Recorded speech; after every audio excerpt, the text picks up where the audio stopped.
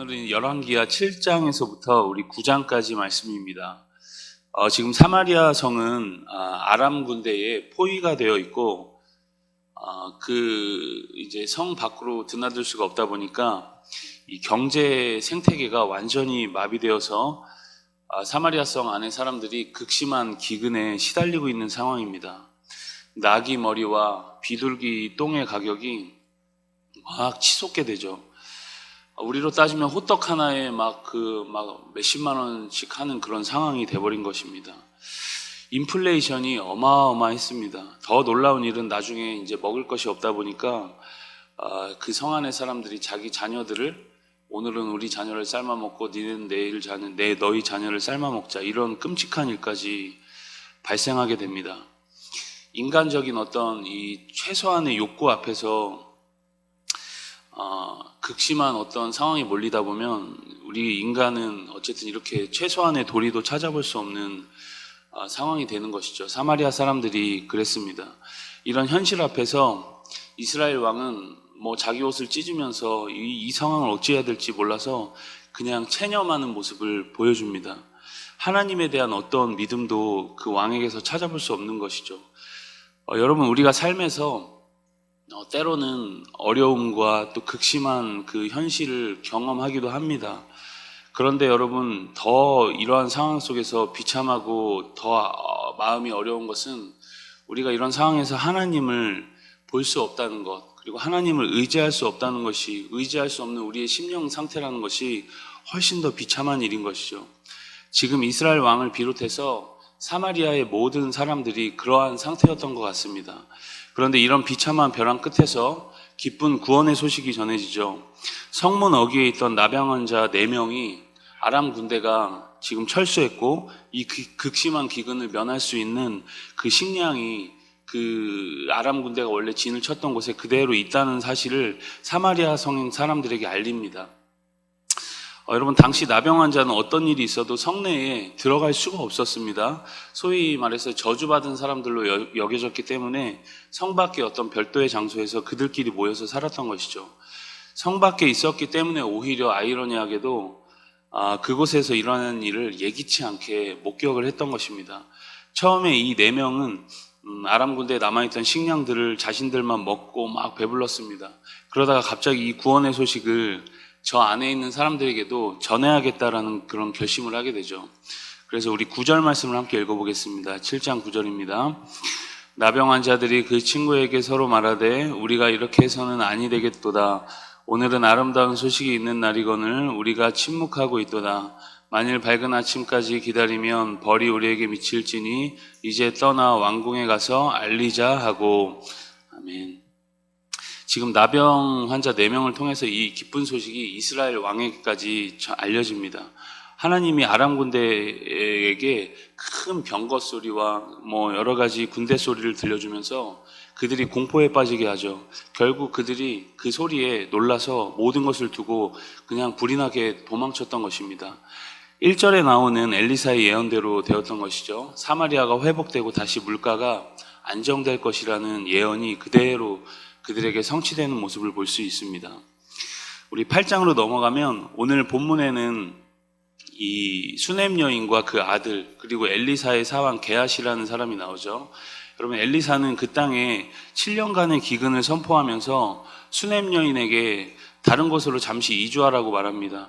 수넴 여인은 엘리사의 말대로 블레셋 땅에서 7년을 거주하다가 다시 고향으로 돌아오게 됩니다. 그런데 7년간 집을 비운 사이에 그 집과 그 땅을 다른 사람들이 지금 가져가 버리는 그런 상황이 되었던 것이죠. 이 억울한 문제를 호소하기 위해서 이 여인이 이스라엘 왕에게 나아갑니다. 그런데 그곳에 엘리야의 사환이었던 게하시가 이스라엘 왕과 함께 있죠.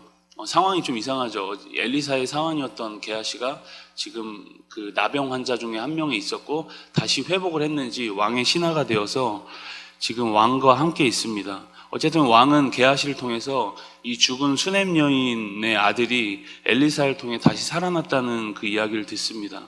그러던 찰나에 그 이야기의 주인공인 수넴 여인과 그 아들이 자신들의 사정을 호소하기 위해서 왔던 것이죠. 그리고 왕의 은혜를 입어서 이 수넴 여인이 그 집과 땅을 도로 찾는 이야기가 8장에서 나옵니다. 9장으로 가면 엘리사가 제자 한 명을 불러서 그에게 임무를 주죠. 그 임무는 이 길르앗 라못으로 가서 예후라는 사람을 찾아 그에게 기름을 부어 이스라엘 왕으로 삼으라, 그런 명령이었습니다. 어쨌든 그 말대로 엘리사의 제자가 예후에게 기름을 붓고 그를 왕으로 세우죠. 북이스라엘에 버젓이 왕이 그 생존해 있는데 갑자기 예후를 지금 왕으로 삼는 것입니다. 왜 이런 일이 벌어졌던 것일까요? 그럼 심각하게 타락한 아합 가문을 파멸시키겠다는 하나님의 의도였던 것이죠. 당시 여러분, 이 요람, 성경에는 여호람이라고도 하고 요람이라고도 하는데, 이 요람이라는 왕이었고 이스라엘의 네 번째 왕조인 오므리 왕조의 마지막 왕이었습니다. 이 요람이 아합이 속해 있었던 그 왕조였던 것이죠. 예후가 왕으로 기름 부음을 받고 요람을 칠 계획을 모의합니다. 지금 요람은 아람과 싸우다가 치료차 이스르엘이라는 곳에 머물러 있습니다. 그때 예후가 그를 치러 그곳으로 갑니다. 아직 상황 파악이 안 된 요람이 예후를 만나자 지금 평안하냐 이렇게 묻죠. 그러자 예상치 못한 답변이 돌아옵니다. 우리 9장 22절의 말씀입니다. 우리 함께 읽겠습니다. 시작. 요람이 예후를 보고 이르되 예후야 평안하냐 하니 대답하되 내 어머니 이세벨의 음행과 술수가 이렇게 많으니 어찌 평안이 있으랴 하더라. 아멘. 여러분, 이세벨의 죄악을 지금 꼬집으면서 어찌 평안할 수 있겠냐, 니네 어머니가 이렇게 나라를 망쳐놨으니, 그러면서 지금 반역을 하겠다, 그런 표현을 하고 있는 것이죠. 그제서야 여러분, 상황이 파악된 이 요람이 도망을 칩니다. 그러자 예후가 그에게 활을 쏘고 그 활이 그에게 그대로 명중을 해서 그 활이 그의 등과 가슴을 완전히 관통을 합니다. 결국 요람 왕은 죽었고 그의 왕조가 완전히 마무리되는 모습입니다. 예후는 여러분 그 시체를 가져다가 나봇의 밭에 던지라고 명령을 하죠.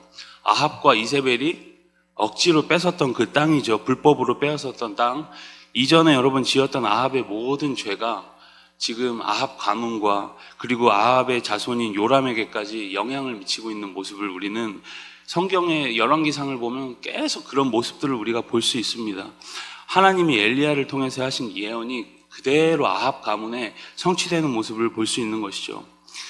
여러분, 오늘 우리가 이 말씀들을 기억하면서 우리 개인의 역사, 그리고 우리 가정의 역사, 이 나라 이민족의 역사가 하나님의 손에 있다는 것을 우리는 넓은 이 삼자적 관점에서 볼 때 볼 수 있는 것입니다. 그럼 우리가 우리 손으로 뭔가 할 수 있는 것 같지만 사실 멀리서 보면 다 하나님이 지금 이끌어가고 있는 역사라는 것을 우리는 볼 수 있는 것이죠. 열왕기서 말씀을 보고 있던 당시 독자들도 그런 감각이 생겼을 것입니다. 아, 우리가 하나님 앞에서 이렇게 어리석게 살았더니 하나님이 우리를 이렇게 징계하시는구나. 여러분, 우리 모든 삶이 하나님 손길에 있다는 것을 우리가 우리 말씀을 통해 기억하면서 오늘도 주님 주신 복된 길을 걸어가는 모든 은혜가 우리 대명의 모든 성도님들께 있기를 주님의 이름으로 간절히 축원드립니다. 우리 열왕기하 7장에서 9장까지 말씀을 경청합니다. 주의 말씀은 내 발의 등이요 내 길의 빛이니이다. 아멘.